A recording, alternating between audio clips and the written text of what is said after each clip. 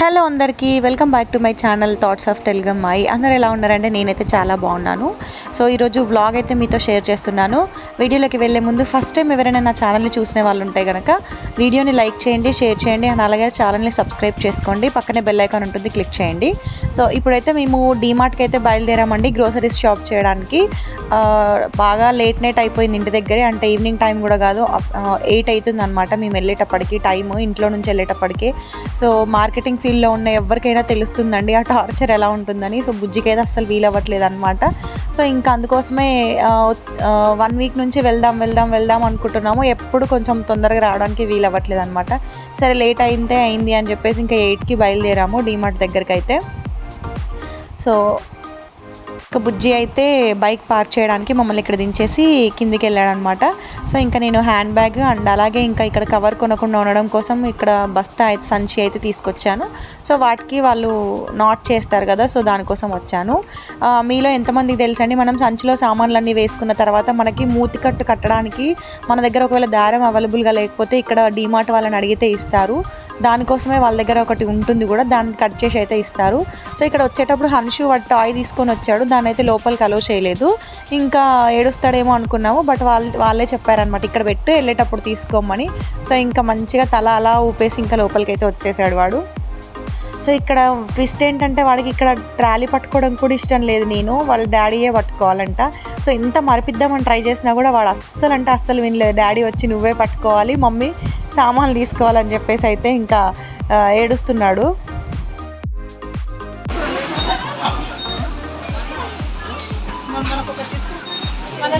నేను సామాన్ తీసుకోవాలంటే నువ్వు ఇది పట్టుకోవాలంటే.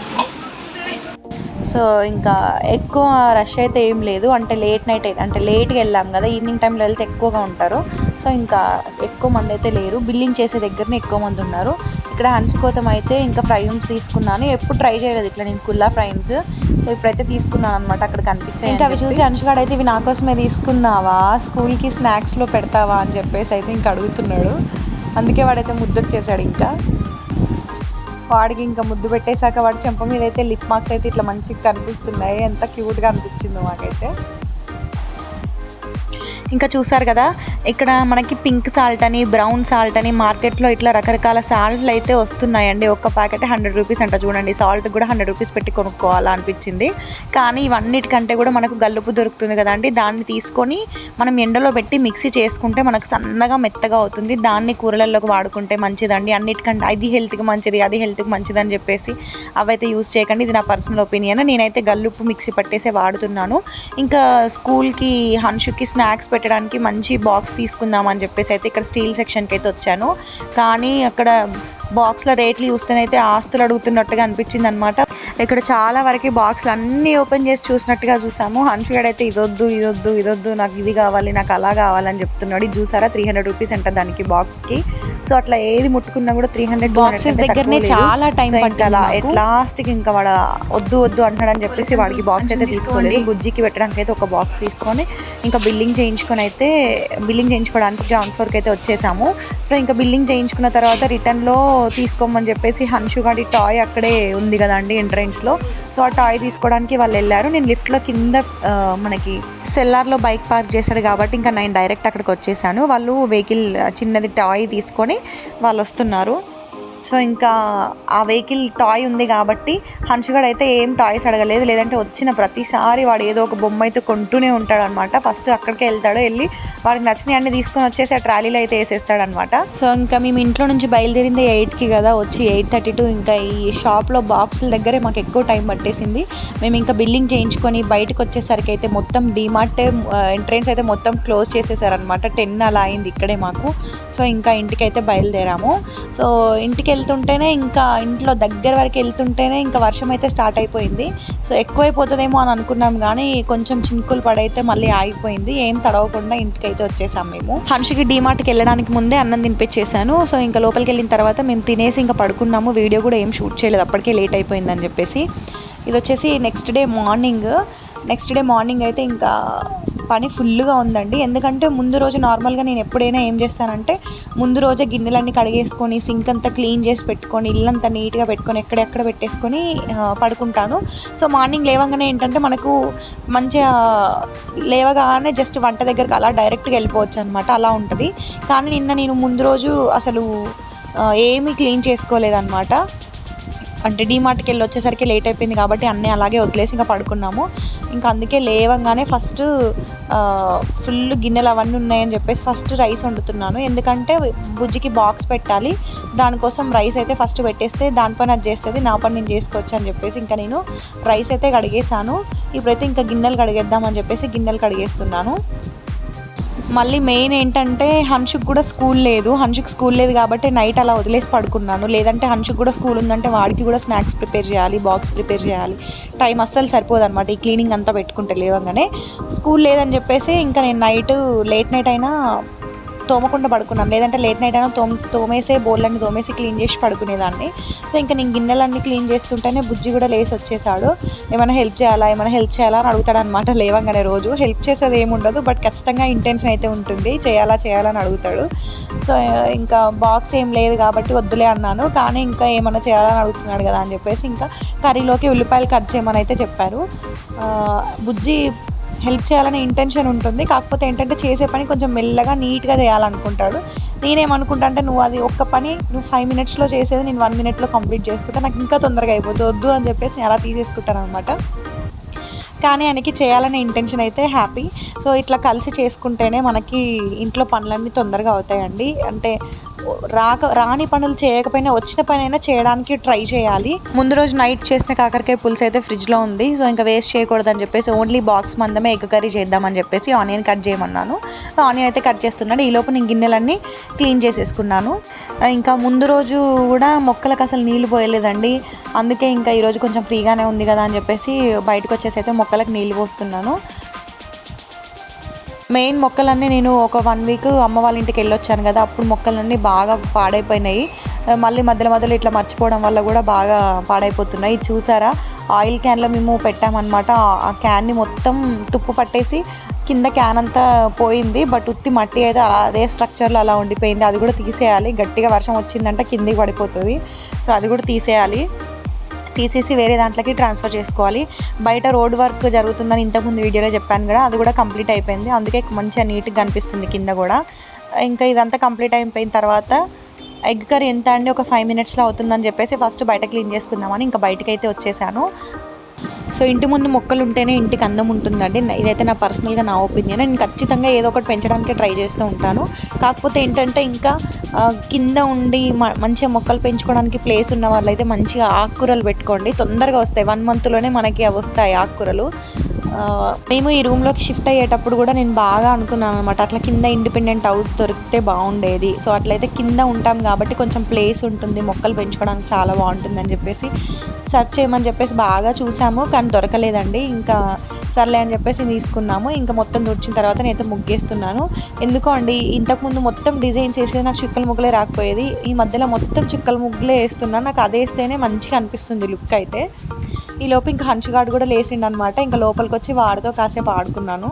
వాడికి ఇంట్లో డాడీ ఉన్నంతసేపు మమ్మీ వద్దనమాట, అందుకే ఇంకా వాడు డాడీ దగ్గర పోదా అని చెప్పేసి అరుస్తున్నాడు వాడు. అందుకే నేను వాయిస్ కూడా ఆఫ్ చేసేసాను వీడియోది.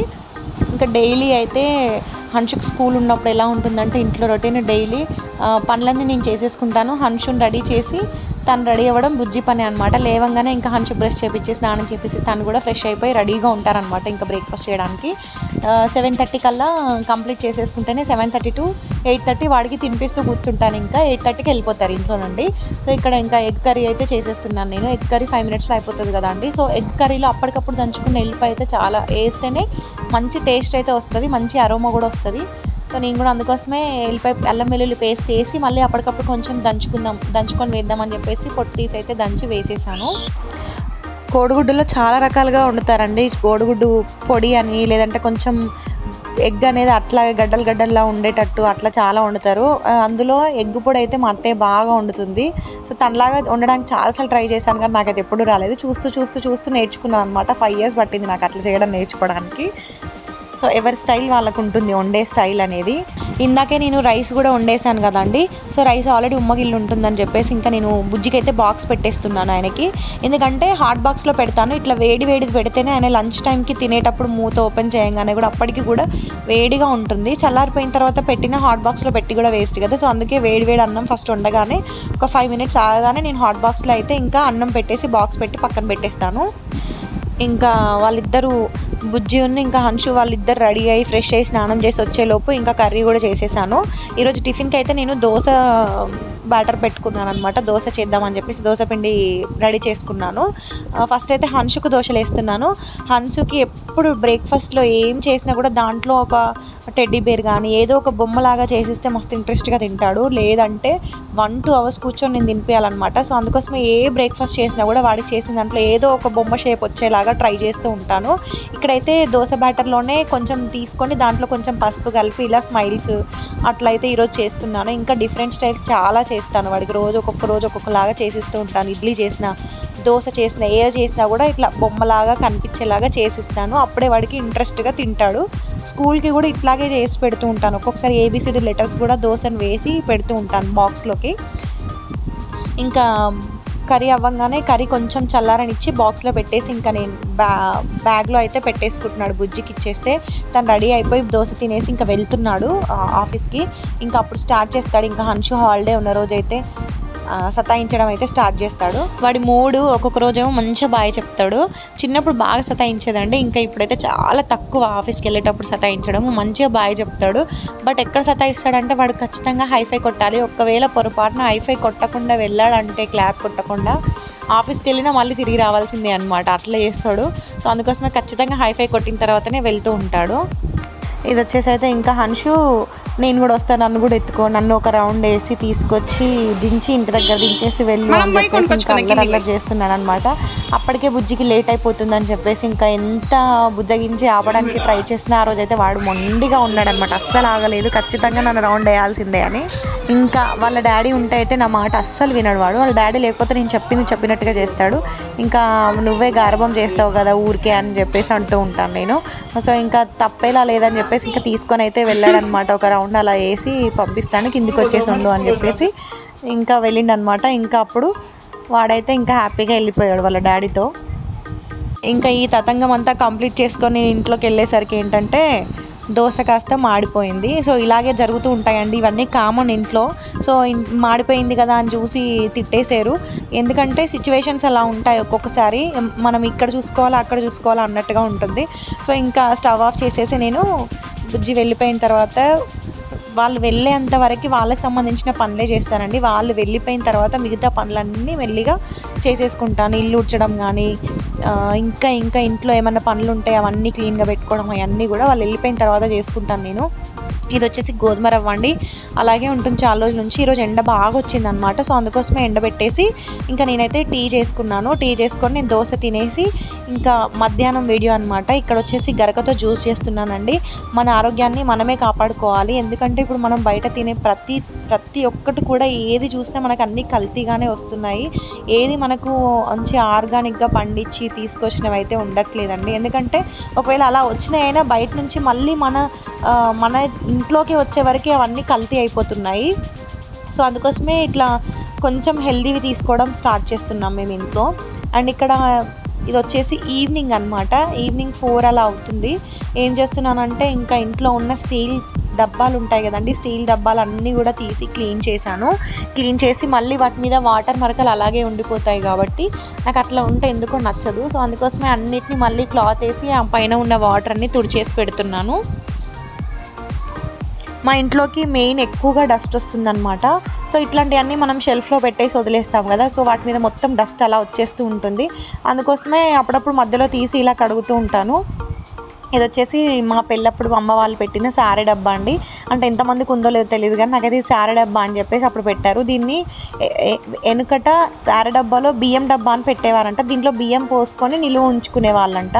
కానీ ఇంకా ఇప్పుడైతే దాంట్లో ఏం బియ్యం పెట్టుకోవట్లేదండి. జస్ట్ అట్లా గ్రోసరీస్ ఏమన్నా ఉంటే ఎక్స్ట్రా దాంట్లో పెట్టేసుకుంటాను. ఓన్లీ గ్రోసరీస్ పెట్టడం కోసం మాత్రమే వాడుతున్నాను. ఇంకా హన్షుగాడు అయితే ఇక్కడ ఆడుతున్నాడు మంచిగా. ఇంకా టైం అయితే 7:15 అలా అవుతుంది. అంచుగాడైతే చూసారు కదా, మొత్తం ఇంట్లో ఉన్న పాస్తా తీసుకొచ్చి అన్ని బాక్స్లలో పోస్తూ ఆడుతున్నాడు అనమాట. సో వాళ్ళని మనం బయటికి పంపించట్లేదు కాబట్టి ఇంట్లో ఏది ఆడుకున్నా కూడా వదిలేయాలండి. ఇంకా అందుకోసమే నేనైతే ఏమీ అనను, వాడిని ఆడుకునేంతసేపు ఆడుకున్నాడు. ఇక్కడైతే ఇంకా హన్షుకి అన్నం తినిపిస్తున్నాను. బుజ్జి 8:30కి అలా వస్తాడు, వచ్చేలోపే అన్నం తినిపించేస్తాను, ఎందుకంటే వస్తే మళ్ళీ తినడు అనమాట, అందుకోసమే. సో ఈరోజుకి వీడియో ఇంతే అండి. నా వ్లాగ్ అయితే మీకు నచ్చిందని అనుకుంటున్నాను. నచ్చితే తప్పకుండా లైక్ చేయండి, షేర్ చేయండి, సబ్స్క్రైబ్ చేసుకోండి. Thank you for watching this video. Bye bye.